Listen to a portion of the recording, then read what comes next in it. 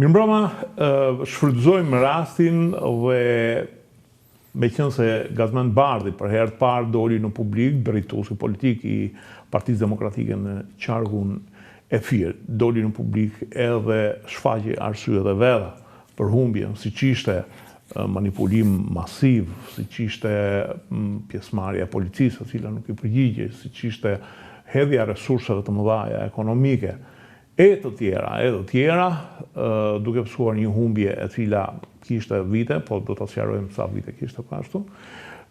Shfrytëzojmë këtë moment dhe unë kam një përfaqësues shtetit, por edhe një politikan të vjetër të Partisë Socialiste, për ta pyetur se si ishte fushata politike në këtë rajon shumë të rëndësishëm, shumë veta quajnë Stalingradi Partisë Socialiste, zotin Arben Çuko. Zoti Çuko, mirëmbrëma. Atëherë, Bardhi tha që ka pasur një sulm masiv të administratës shtetërore, Belinda Balluku mori gjithë njerëzit e vet, gjithë drejtoritë, hodhi para pafund. Sa të vërteta kanë deklaratat e tij? Shiko, politikisht Bardhit i takon që të justifikoj humbjen poshtruse që pësoj. Dhe konkluzioni im... Kjo humbje është pësuar në mos gabojmë 2013 prap? Jo, 10 me kjo humbje për herë të fundit për PD-n, po të heqim këtë radhë, është në 97 ose 2001. Atëherë kur ishte sistemi mazhoritar, nuk ka pësu humbje të tillë PD-ja në qarkun e Firit. E theu rekordin. E theu rekordin, Bardhi e theu rekordin dhe mendoj që kjo humbje poshtruese të ta detyronte Bardhin, dhe kushdo që t'ishte, po konkretisht për Fierin ishte Bardhi, që të justifikoj dhe të zmadhonte këto justifikime për publikun e vetë. Po i pari që nuk e beson Bardhin është le të themi pjesa e djathtë në qarkun e Firit, antarët e PD-s, Partisë Demokratike në qarkun e Firit. Unë kam dëgjuar eksponent të PD-s që thonë me prurin e Bardhit humbja do jetë spektakolare. Po pikërisht për këtë po them. Dhe pra të parët që nuk e besojnë që atët Bardhi janë ata, demokratët e Fierit, kjo ka qenë fushata më qytetare që ka ndodhur, jo vetëm në qarkë të Fierit, po dhe në gjithë Shqipërinë. Takimet elektorale ishin takimet më të qeta, nuk ishte më as postra, as konflikte të brendshme, pra ato konflikte që bëhen midis grupimeve i majtit djathtë socialist, demokrat, fare. Pra, më tepër se Bardhi, populli është populli i qarkut të Firit dhe i gjithë Shqipërisë është personi më i zgjuar se sa politikanë si Bardhi.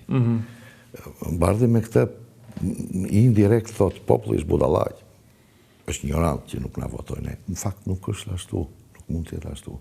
Unë mendoj që Bardhi duhet ta gjej përgjigjen e kësaj humbje poshtruese në dy element.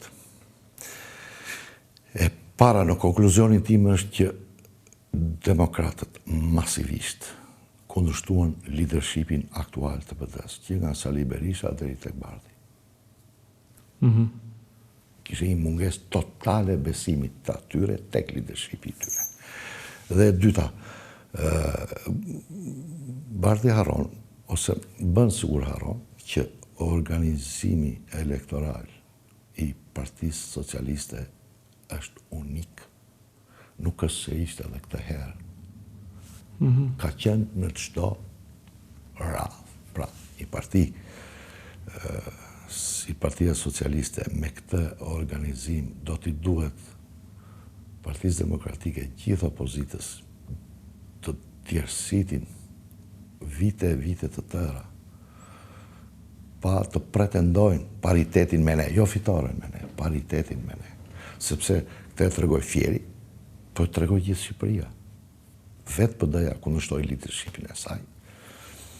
Dhe PS-ja vazhdoi rrugën e vetë normale, politike dhe elektorale që ka bërë në të gjitha fushatat. Forma e organizimit mbase ndryshon në vijim të kushteve ekonomiko-sociale që paraqiten, sepse jeta zhvillohet, ekonomia zhvillohet, shoqëria zhvillohet. Por thelbi i organizimit është i njëjtë. Partia Socialiste është organizuar në thelb, ka një organizim unik, ka organizimin e hojeve të mbledhve. Çdo qendër votimi ka organizimin e vet. Dhe vetë organizimi i çdo qendre votimi është në mënyrë të integruar, nuk është thjesht. Ndërkohë vetë Partia Demokratike nuk e kishte këtë, nuk e pam. Ore, ne Partia Demokratike nuk ndërtoi, nuk fitojmë këtë radhë. Po padyshim e di ku dalloi shumë qartë. Partia Demokratike nuk ngriti zyra elektorale në shumicën absolute të qendrave të njësive administrative në qarkun e Fierit. Njësi administrative që kishin nga 5-6.000 votus, s'kishte një zyrë elektorale të PD-s. Pra, Bardhi ta kërkoi te vetja tek kundërshtimi masiv që i bën demokratët, leadershipit të tyre, ju thash që nga Saliu e deri tek Bardhi, dhe tek organizimi i çorganizuar dhe inexistent që pati Partia Demokratike. Shiko se Bardhi, ti e politikani vjetër, e ke provuar fushatën dhe gjitha. Më bëri përshtypje gjatë intervistës thoshte se unë si politikanse dhe merr vesh nga politika në terren kështu kështu ti japësh gojës në parlament shumë kollare, fut portokallin aty dhe ta mban edhe më gjatë. Praktikisht tregoj që por a dita njohë në terren. Praktikisht ai nuk arriti të organizonte. PD, nuk arriti të organizonte. Gramoz Ruçi thoshte, dhe thot besoj se akoma i ri është, thoshte, fushata elektorale kërkon 3 gjëra themelore. Kërkon organizimin, kërkon frymën dhe kërkon liderin. I analizojmë këto 3 gjëra dhe do të dalim në përfundimin që humbja mund të ishte edhe më thellë. Organizimi, ju thash, organizimi i Partisë Socialiste është unik. Ata s'kishin as qendra. As qendra. Fryma rrjedh nga këto 2 elemente tjerë, nga organizimi i brendshëm dhe nga lideri. Edhe nga lodhja kundërshtarit, ndërkohë që kundërshtari s'ishte i lodhur fare. Kush ishte i lodhur? Pra, fryma ishte dhe fryma dallohet shumë qartë në mbështetjen e hapur që t'i jep publiku.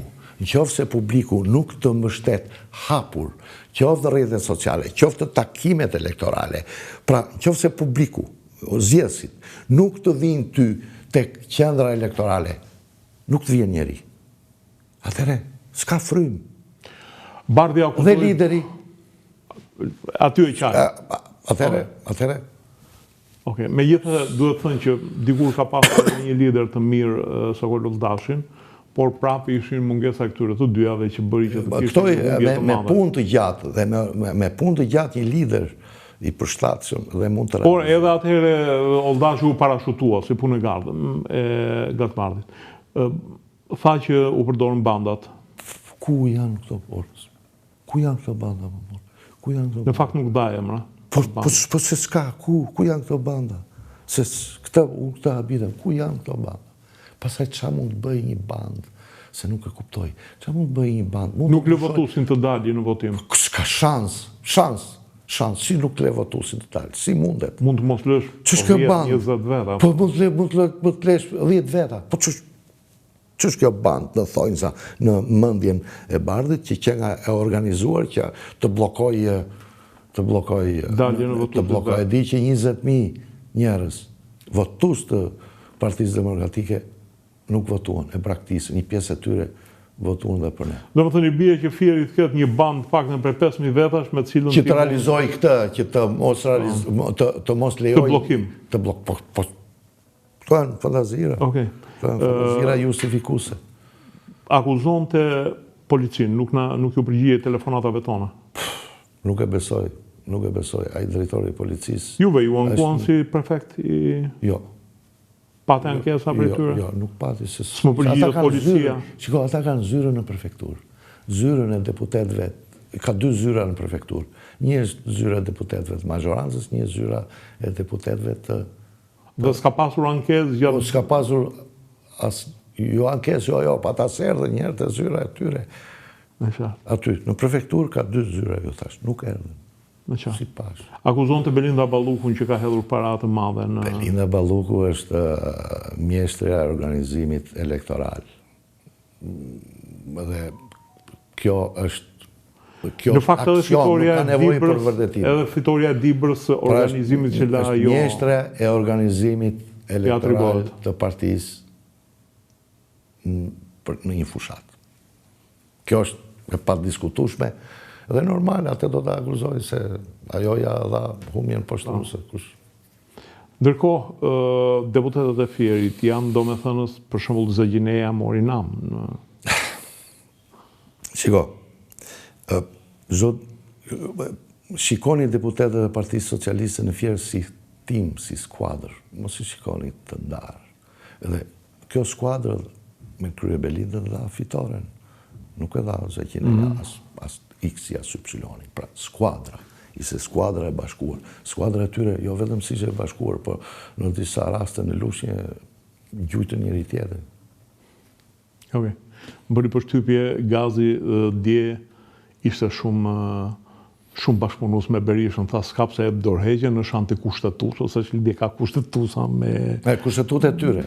Jo, me kushtetuar Republikës, thoshte. Asun sa kuptova që lidhje kishte me dorëheqjen, është antikushtetues, tha se fliste edhe si jurist, dhe më vodhën, më grinë, më bën, por në fakt humbja e Fierit dhe humbja e Vlorës janë të pakrahasueshme në gjitha të tjera, megjithëse edhe një përmbysje e rezultatit në Dibër ishte... Mua nuk më takon që t'i jap mend, po them atë opinionin tim lidhje me... Çike eksperiencë mund ta japësh? Po kam eksperiencë, por do t'u jap atyre. Ata e dinë shumë qartë se kush është rruga e duhur për të dalë nga kjo situatë. Është rruga që të largojnë Saliun dhe gjithë leadershipin e vjetër. Gjithë zinxhirin komandues. Gjithë zinxhirin komandues. Kjo është rruga që ata të dalin nga kjo situatë. Unë kështu e shikoj. Zotë Shukon, faleminderit. Faleminderit dhe ju. Faleminderit dhe juve.